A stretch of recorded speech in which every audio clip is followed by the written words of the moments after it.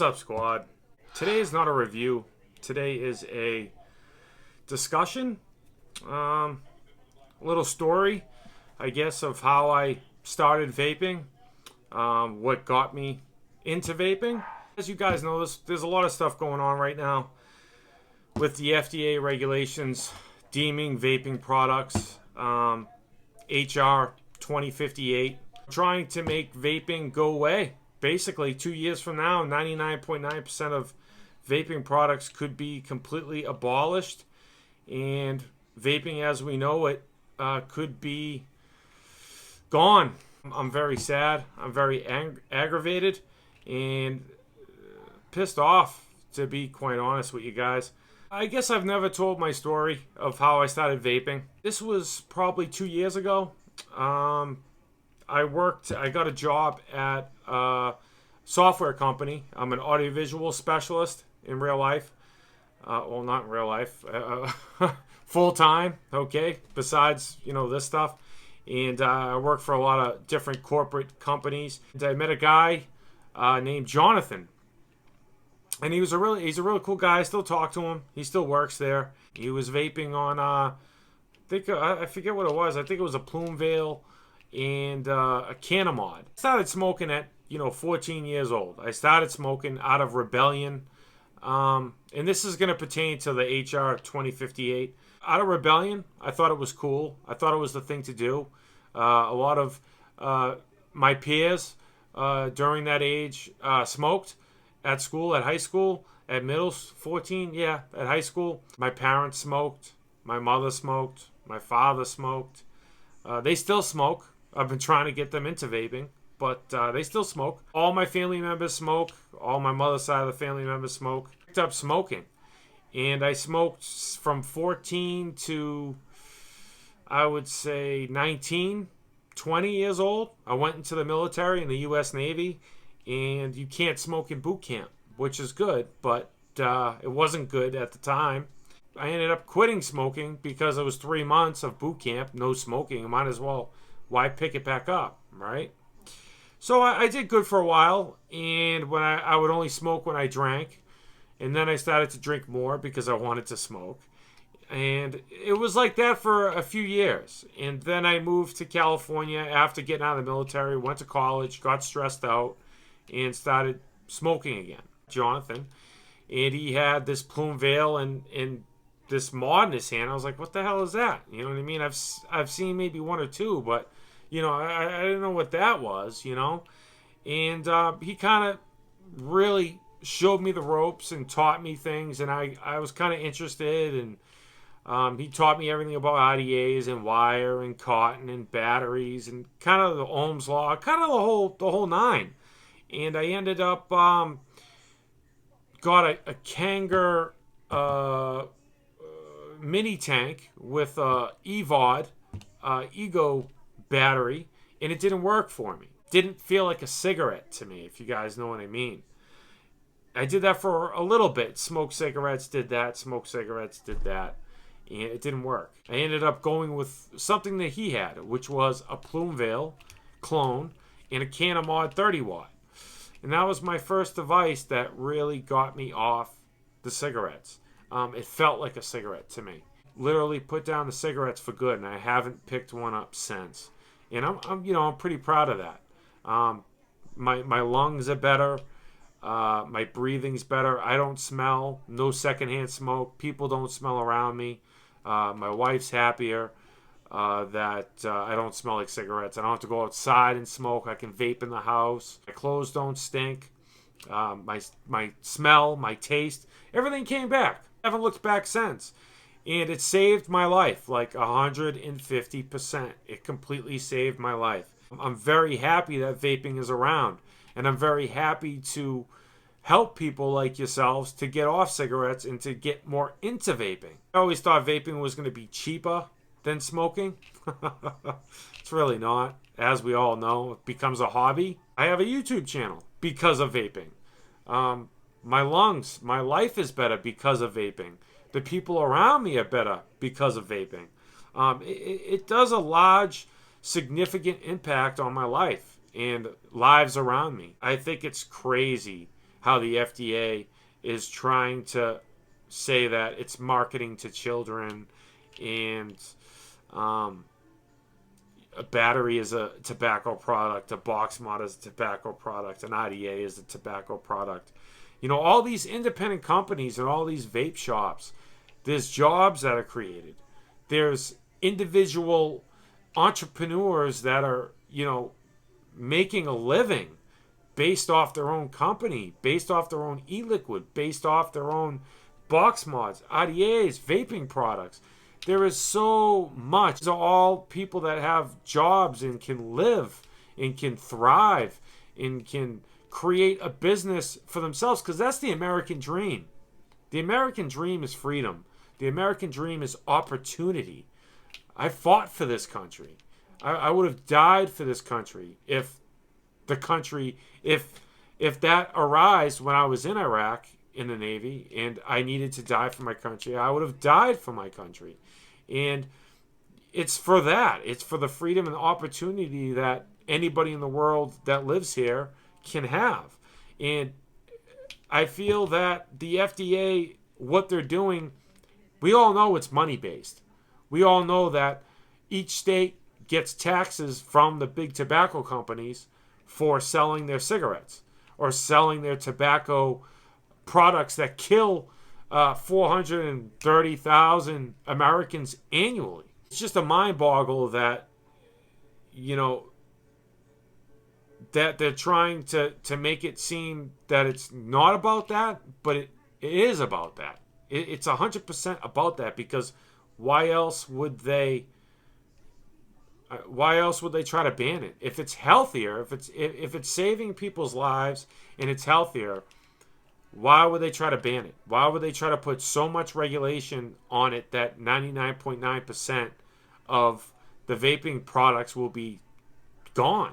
It doesn't add up, and the reason why it doesn't add up is because it's all about the economy of the governments getting the money from the tobacco companies for the taxes, and that's what it's about. Just cliff notes, just dummy notes. I'm not getting to all the specific details and politics of it and all that, but that's the bottom line. In dummies terms, that's the bottom line, and the only way that we can prevent it or hopefully stop it is to fight for it and to go on CASAD.org. Contact your local representatives, contact your senators. It takes 30 seconds. It really, really does. I did mine. It literally took 30 seconds.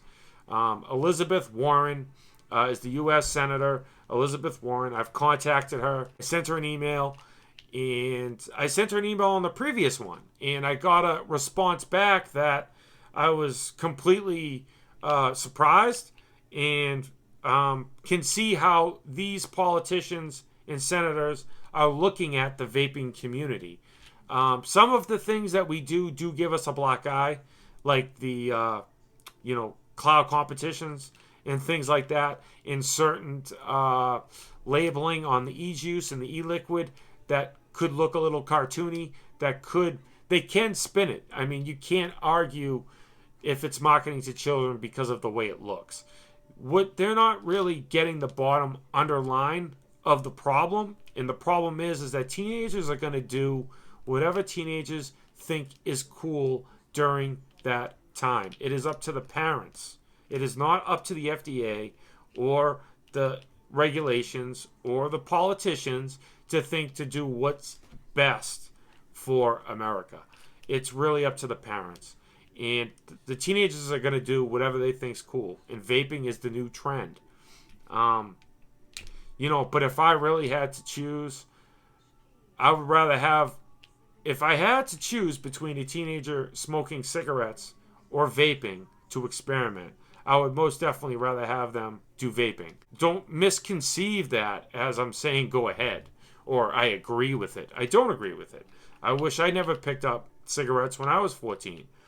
But it's up to the parents. What I'm trying to say, it's up to the parents to, regulate or monitor their children and teach them right from wrong. And you can't just speak on it. You have to act on it. If you say don't smoke and you smoke, you're a hypocrite.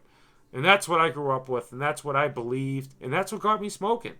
I saw my parents smoking. They said, don't smoke. And I said, what? You're smoking. Hypocrite, you know? But they were telling, now I know that they were telling me that because, you know, it's not good for you. You really got to fight for on PERSUADE.org. It takes 30 seconds, guys. We all got to come together as a community. We all got to fight this. Hopefully there's something we can do. I don't know if it's capable of being done, but I think we should fight to our last breath until this 2 years is up or whenever this regulation is deemed 100%. I wish there was something we could do to come together as a big community and like go to their front door, go to the courtroom, and really, you know, fight it physically. I really wish there was a way to do that. Because it's going to be really, really sad if vaping's gone in 2 years. I mean, I just don't believe it. I don't know how they can say tobacco products is okay. Sure, we can kill people, no problem. But something that's healthier, you know, like cigarettes, cigarettes were marketed, in my opinion, were marketed to children. Because teenagers want to become a man or become a woman. And become an adult. And anything that relates to adults doing things, well, I want to do that because I feel like I'm an adult. You know what I mean? Marlboro, I mean, they had like cowboys in their magazine marketing schemes and you know, the commercials back in the day when they did have commercials. You know, as a kid, I saw that. I'm like, wow, look at this big man, you know, cowboy on a horse with that Marlboro. You know, men smoke Marlboros. Men smoke cigarettes. You know, and that was kind of maybe a subconscious thing that got in my mind that maybe initiated me to try out cigarettes. Plus all the other peers around me doing it. But, you know, there's a lot to this, guys. I could speak to you hours about this. But, you know, that's just the cliff notes. And we really need to come together and just fight. I mean, really, it takes 30 seconds. I mean, I'm busy as hell. And I made sure that I took my 30 seconds and they formulate the whole email for you. All you got is punch in your information and hit send on the bottom. And that's it. You're going to have to pay $1 million or $2 million. I think it was $1 million for one juice flavor. For one flavor, $1 million to come out with your own e-liquid. And then you have to pay another $1 million per 0, 3, 6, 12 milligrams of nicotine. So you'd be paying like $4 or $5 million for one flavor. All the companies would fall belly flat, and there'd be no more vaping. Nobody can afford to pay that.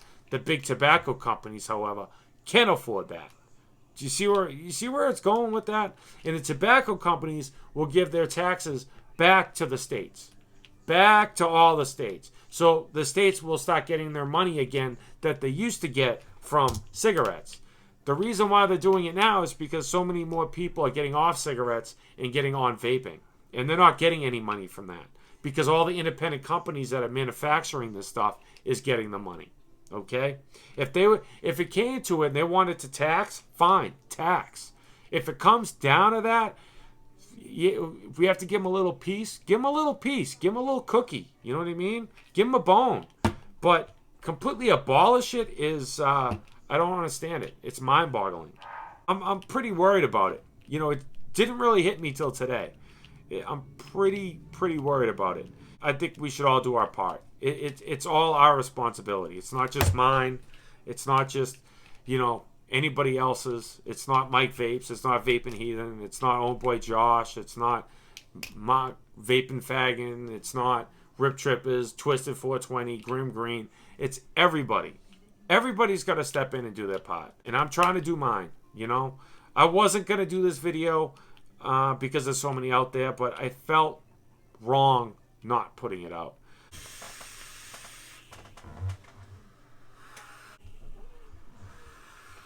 Remember, smoking is gone. Vaping is on. Let's keep the vaping going on. Go to PERSUADE.org. Fight for your vaping rights. HR-2058. See you guys soon.